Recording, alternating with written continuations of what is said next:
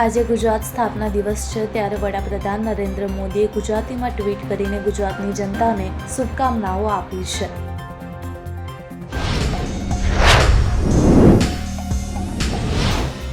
હવામાન વિભાગના જણાવ્યા અનુસાર લૂ અને ભીષણ ગરમીના રાઉન્ડ બાદ હવે રાજ્યના હવામાનમાં ઘટાડો આવશે. રાજ્યના કેટલાક વિસ્તારમાં ભારે પવન સાથે વરસાદની શક્યતા.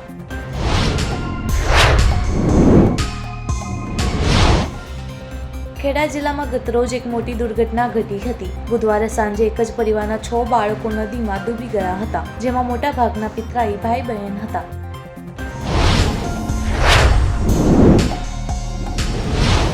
પાકિસ્તાનમાં શાકભાજી, ફળો, લોટ, ચોખા અને અન્ય ખાદ્ય ચીજોના ભાવ આસમાને પહોંચી ગયા છે. ચોખાનો ભાવ પ્રતિ કિલો આશરે 340 રૂપિયા સુધી પહોંચી ગયો છે.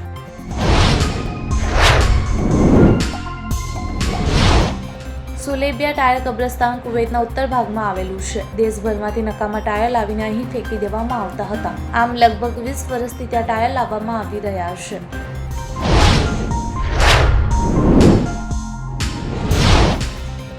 ઇઝરાયેલના વડાપ્રધાન બેન્જામિન નેતન્યાહુએ ચેતવણી આપી છે કે આગની જ્વાળાઓ ટૂંક સમયમાં જેરુસલેમ શહેરના આંતરિક ભાગો સુધી પહોંચી શકે છે. મુંબઈ ઇન્ડિયન્સે IPL 2025 સિઝનમાં 24 વર્ષીય લેફ્ટ હેન્ડ રિસ્ટ સ્પિનર વિગ્નેશ પુથુરના રૂપમાં મોટો ઝટકો લાગ્યો છે, જે ઇજાના કારણે બાકીની સિઝનમાંથી બહાર થઈ ગયો છે. પ્રધાનમંત્રી નરેન્દ્ર મોદીએ ગુરુવારે મુંબઈમાં પ્રથમ વર્લ્ડ ઓડિયો વિઝ્યુઅલ એન્ટરટેઇનમેન્ટ સમિટનું ઉદ્ઘાટન કર્યું છે. આ 4 દિવસીય કાર્યક્રમ મીડિયા અને મનોરંજન ઉદ્યોગના સમગ્ર પાસાઓને એક સાથે લાવશે.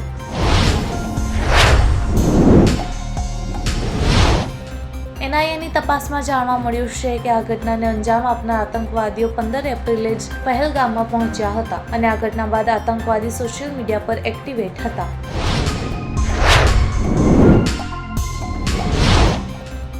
મનીષ મલ્હોત્રાએ હવે પાકિસ્તાની અભિનેત્રીઓ માહિરા ખાન અને હાન્યા આમીરની પોસ્ટ ઇન્સ્ટાગ્રામથી દૂર કરી દીધી છે. મનીષ મલ્હોત્રાએ બંને અભિનેત્રીઓની પોસ્ટ ડિલીટ કરી.